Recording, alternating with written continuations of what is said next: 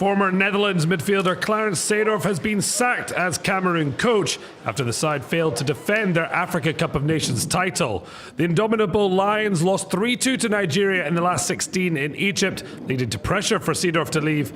His assistant and former Dutch and Ajax teammate Patrick Kluivert has also left his role. Seedorf departs after less than a year in charge. Eintracht Frankfurt striker Sebastian Haller is travelling to West Ham for a medical before a transfer worth up to £45 million, a club record for the Hammers. The 25-year-old former France under-21 international scored 20 goals in 41 games for the German side last season. If the deal does go through, it would eclipse the £36 million fee paid by West Ham for Brazilian Felipe Anderson in 2018. Boca Juniors president Daniel Angelici went to La Liga headquarters in Madrid to ask that they be awarded the Copa Libertadores and financially compensated following attacks on the team bus that saw the final move to the Spanish capital. River Plate won the title 5-3 on aggregate, but Boca feel the Argentine rivals should have been disqualified. River say the responsibility for security was the city of Buenos Aires and not them. Xavi kicked off the next chapter of his footballing career on home soil as head coach of Qatar champions Al Sadd. The squad landed in Barcelona, where Xavi won 25 titles with Barca before heading north to the Qatari side's overseas camp in Olot. The Spanish World Cup winner oversaw the first training session on Monday as Al Sadd prepare for the Asian Champions League round 16 tie with Al Dual in 6th of August. A Kylian Mbappe brace helped lead Paris Saint-Germain to a 6-1 victory over Dynamo Dresden in their first pre-season action for the Ligue 1 champions. The World Cup winner was the star performer in Germany, but there was a large Neymar-shaped hole in the squad. The Brazilian returned to training this week, but has been itching for a move away from Paris, hoping for a return to former club Barcelona.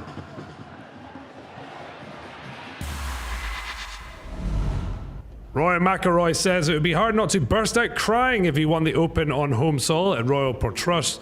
The Northern Irishman headlines a star cast in a battle to claim the final major of the season.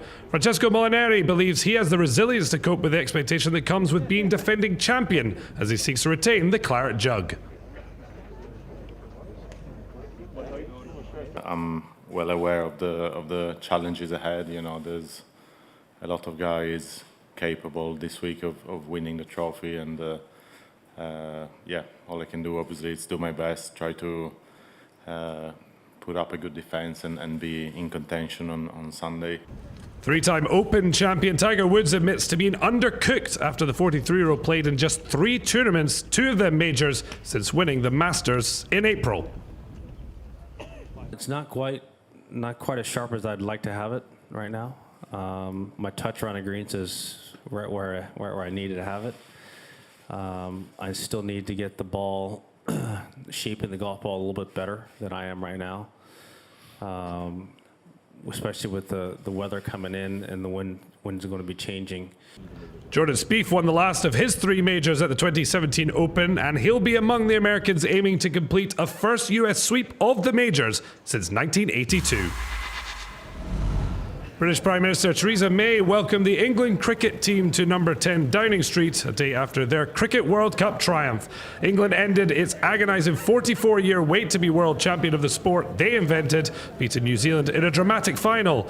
The victorious team posed with a beaming May outside her official residence. She laughed and joked with the cricketers as she lifted the trophy with Eoin Morgan.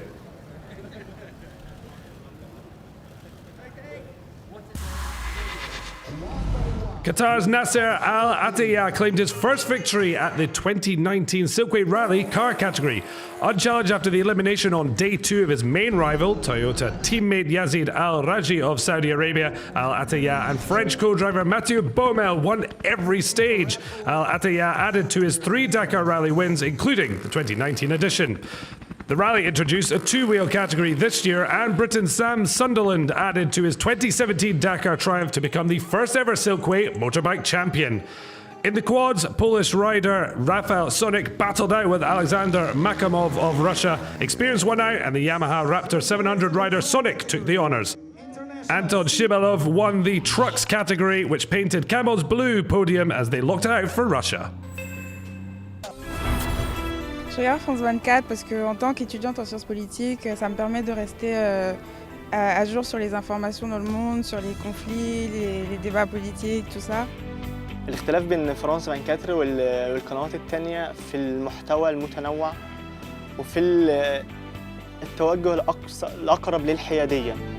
I like their coverage, especially with the news and the politics, but also I like the cultural aspect because that, me as a Kenyan, I get to learn a lot about Francophone, Africa, Francophone in general, whether it's in Europe or here, just from France 24.